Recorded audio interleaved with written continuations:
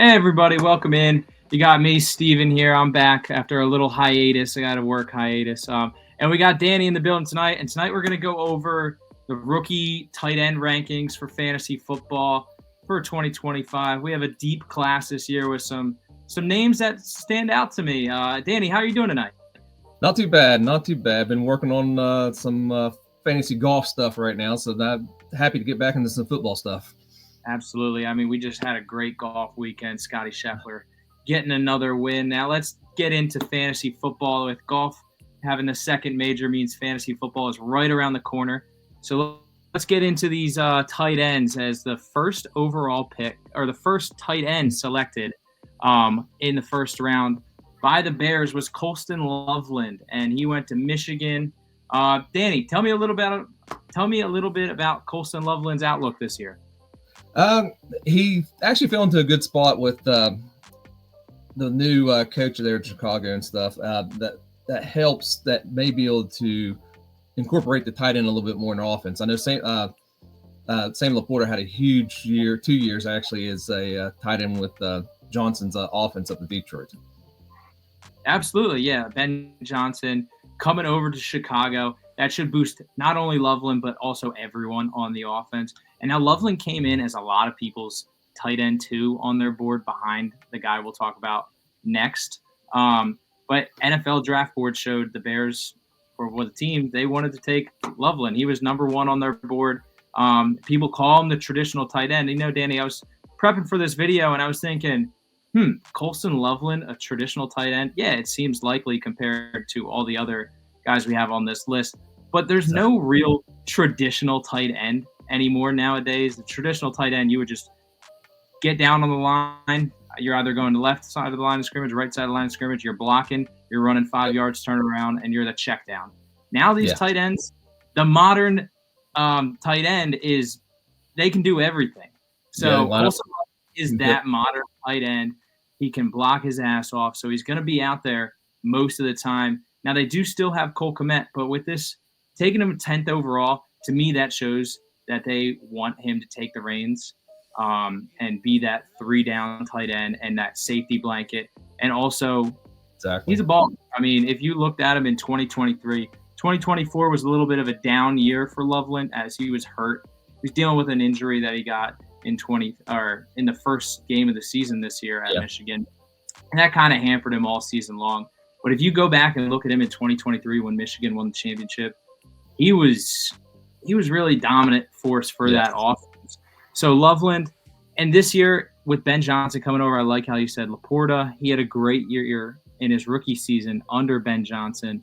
Yes. And Caleb Williams going into year 2, it's not out of the question. Like, it's not out of the realm of possibilities for Loveland to have a fantastic tight end 1 type season, top 12 season as a rookie. That's definitely not out of the question. So we'll move Colston Loveland up into that A tier. A tier sounds about good for a rookie tight end prospect.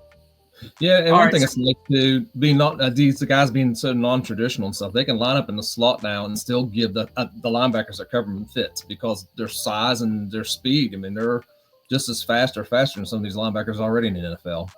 Exactly. Like, there's no more traditional tight end. The traditional tight end has to be able to not only line up at the traditional tight end spot, but then, like you said, also go out in the slot, also move around, go in motion, and do all these different things.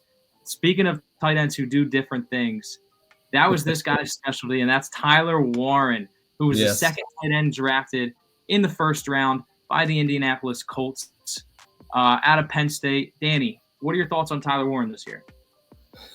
He can put up numbers.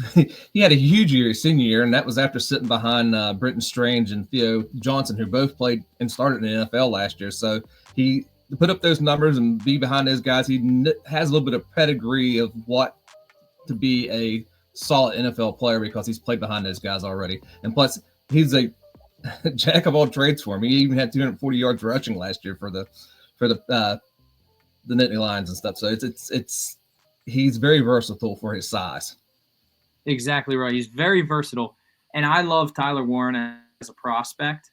The only issue is, for me, and I don't know if I'm being too nitpicky, but I just feel like I'm not sure that it will all translate to the NFL. Like you said, he was a jack of all trades for Penn State last year. The offense ran through him.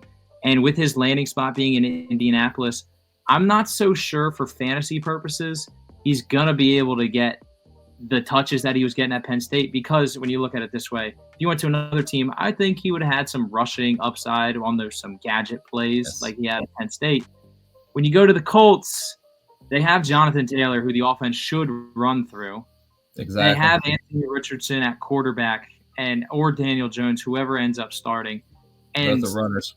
Exactly. So in the red zone, it's going to be hard for him to get like that 1 to 2, maybe 3 rushing touchdowns a year that he could have gotten on another team. And then in the red zone as well, like the receiving options, they're big body receivers. He's not the only red zone target on that team. You have Michael Pittman, who's a big body receiver. You have Alec Pierce, who's a big body receiver in the red zone. A.D. Mitchell was rookie last year. He should step up in the red zone this year. So there's a lot of options around the red zone and a lot of potential weapons for this Colts offense to use, and I expect them to use all of them. And I would agree with I don't that. know. It kind of limits Warren's upside for me in his rookie season this year.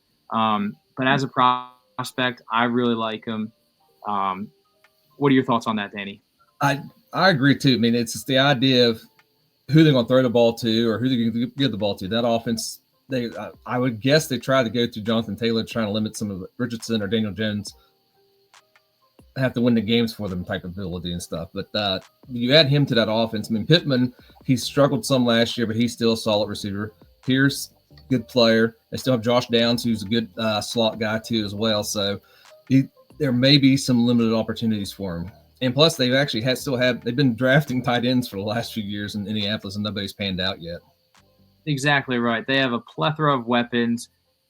Not saying that Tyler Warren won't get his fair share, because they spent a top 14 pick on him. So they will get him involved. It's just a matter of how much will he be involved, and will it be enough to be a fantasy superstar like most of us had hoped he would be able to in a different landing spot. So all hope is not lost for Tyler Warren. Just a lot of weapons around him make it a little murky for him. Someone else who we'll talk about next, who is almost in the complete opposite scenario, Danny, Mason Taylor. Not a lot of weapons around him. He gets drafted to the Jets in the second round, 42nd overall. What are your thoughts on Taylor? Well, he's got NFL pedigree in the family. He's the son of Hall of Famer defensive star from Miami, Jason Taylor. So he's been around the game for a while now, knows what NFL atmosphere is. And he played he started all 3 years at LSU too. That's saying something for a kid that comes as a freshman that starts in an SEC team and played well. And he averaged 436 yards receiving all 3 years there. His 3 years playing there. Yeah, exactly right. I like how you said that. 3-year starter at LSU. I'm an SEC truther, so that to me holds a lot of weight. And this last season was his best season statistically, getting over 50 receptions. No competition on the Jets outside of Garrett Wilson will lead the team in receiving yards, barring injury. And then they have a plethora of running backs. But in the receiving game, there's a real shot Mason Taylor is the number 2 receiving option early on in the season. I mean, he has a chance to be number 2 on the team in receiving yards at the end of the year. Like I said, he's competing with like Alan Lazard and a few other guys on this team. So he really has potential to be a late round steal in his rookie season. And I love him as a prospect. He's one of the rawest prospects. He has ups. I think he has the highest upside of any of these guys. I believe so too. I mean, he's a super strong guy. And the knack on him, he doesn't really use his strength the way he should. Once he gets coached up, maybe I wouldn't mind him sitting behind a veteran to start the season and then come in later in the year once he gets his technique down. And I think he has a high upside. Mason Taylor is a guy to look for, not only in redraft this year, but in Dynasty. I'm going after him in Dynasty. I got a spot waiting for we're doing Dynasty start with my friends right now.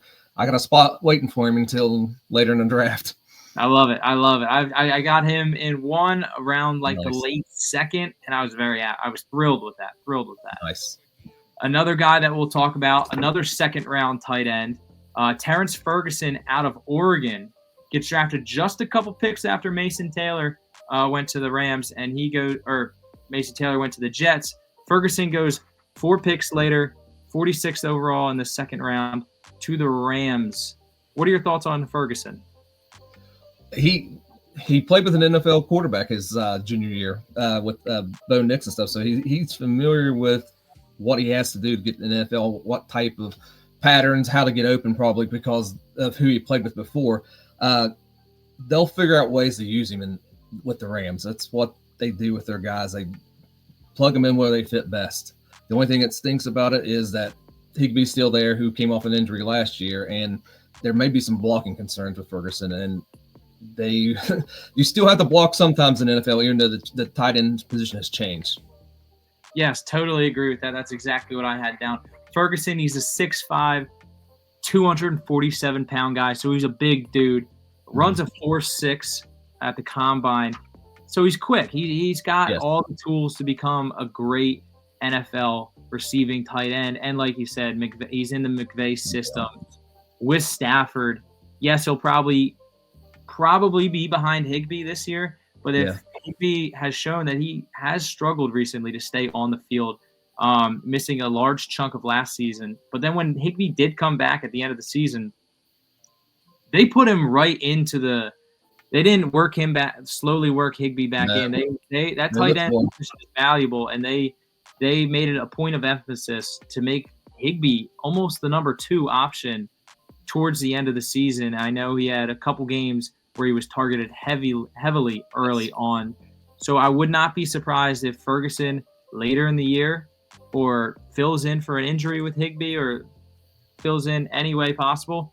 I wouldn't be surprised if Ferguson is a late round guy or a waiver wire ad towards the end of the season who could swing some matchups in the fantasy playoffs. Definitely a guy to keep your eye on heading into this year. And another guy to keep your eye on is Elijah Arroyo, tight end out of Miami, gets drafted in the second round to the Seahawks, 50th overall, just another 4 picks after Ferguson, 8 picks after Taylor. Give us your thoughts on Elijah Arroyo. He played with Cam Ward, so he's got some experience playing with a guy who got drafted number 1 in the draft, and that part of it. He's battled through injuries. His junior year, which was last year, was his only productive year. So he has talent, but he still may be raw on the end of that, where he may not be ready to be a standout guy at the beginning of the season. Maybe as the season goes on and learns a little bit more, he may be able to be more productive. Yeah, totally. Yeah, like you said, a knee injury derailed his 2022 season, and that kind of derailed his 2023 season as well. But when he was finally healthy last year, getting a quarterback like Cam Ward, we finally saw what he was able to do, and he did not disappoint. Another big body tight end. He's 6'5", 250 pounds. So definitely capable of being able to, go out and run a good route tree and put up some fantasy numbers. It could be a red zone option for the Seahawks. I mean, if you look at their team right now, they don't have big body wide receivers. They let go of DK Metcalf in the offseason.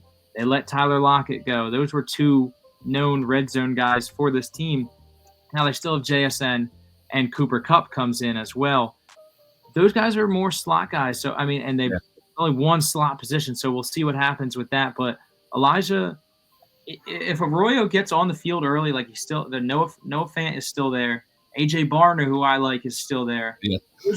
Those aren't just slouches. He's got to work his way in there, but a second round draft capital shows that they really like what they see in Arroyo. I would not be surprised if he at some point takes over the starting job and ends up being fantasy relevant. Definitely a guy to keep your eye out for. We'll put him in this B category with the other second round tight ends. Mm-hmm. And we'll get on to the last guy we have here, Harold Fannin Jr. out of Bowling Green, taken by the Browns in the 3rd round, 67th overall. Danny, I like this guy a lot. Tell me what you think about him. He put up massive stats last year. And not only did he put up massive stats, he also did big games against big teams. He had 11 catches, 137 yards, and a touchdown against Penn State. And the next week turned around and had 8 catches for 145 yards and a touchdown against Texas. So he has shown the ability to play well against better talent, which helps. And even 117 catches, that's huge in the MAC. that's crazy stats right there. That's something you would see out of a wide receiver, not a tight end. Exactly right. So the stats, the stats jump off the table to anybody in any conference. Mm-hmm. But a lot of his knock for the casuals who weren't really locked in on Harold Fannin. Oh, can he plays in the MAC. He plays for Bowling Green. He doesn't really play anybody. Kind of the same argument that we've seen with Ashton Genty this past offseason. But like I said, talent, it's just there. The stats don't lie. Not playing against, like you said, big games against Penn State and Texas just proves that argument is nonsense. And he's going to the Bears where the Browns, where he'll be behind David Njoku this year. David Njoku, I believe, has 1 year left on his deal, and that's this year. So after this year, Harold Fannin could be in line to be the Browns' future tight end, or tight end of the future, sorry. And he wasn't drafted to be a blocker. Harold Fannin's kind of on the smaller side. He's 6'3", around 200 pounds. Yeah. So he's not a bigger guy. He's definitely drafted to be a receiving option. So what that tells me for fantasy, I'm fine taking Harold Fannin, even though he was drafted later than these other guys like Taylor, Ferguson, and Arroyo. I'm very happy putting Fannin in that category with those guys because I know when he's on the field, it's not to block. It's to be an option for the Browns, whoever the Browns quarterback is, whether that be Shador, Gabriel, Flacco, or Pickett. He's going to be an option when he's on the field. And I would not mind him sitting behind Njoku, who's also one of those guys when he's on the field. He is a receiving option, much more than a blocker. So I really like Harold Fannin. These are how we ranked these tight ends. Danny, who would you take if you had to take one? Where do you like them at their ADP for this year in redraft so far? I'd take Taylor. You're just going to get the value with him. I mean, you may be able to get him in redraft probably 10, 12th round probably in a redraft. And if you're waiting on tight ends, just take a chance on him. Pay attention to training camp, see how things are going. But he should beat out Tyler Conklin as the starter there. And Justin Fields is known to throw to his tight end. He gave Cole Kmet some solid games when he was in Chicago and stuff. And Freiermuth had some decent games last year with the Steelers when he started. So Fields will look for the tight end in the offense. And only having Garrett Wilson and Breece Hall and the running backs and stuff, there's really not that number 2 option for them in the passing game other than maybe the running backs out of the backfield. Totally agree. Well, thank you guys for tuning in. This was our Blitz Sports Media fantasy football tight end rookie rankings video. I'm Steven and this is Danny. Thank you guys for tuning in. Have a good day. Have a good night, guys.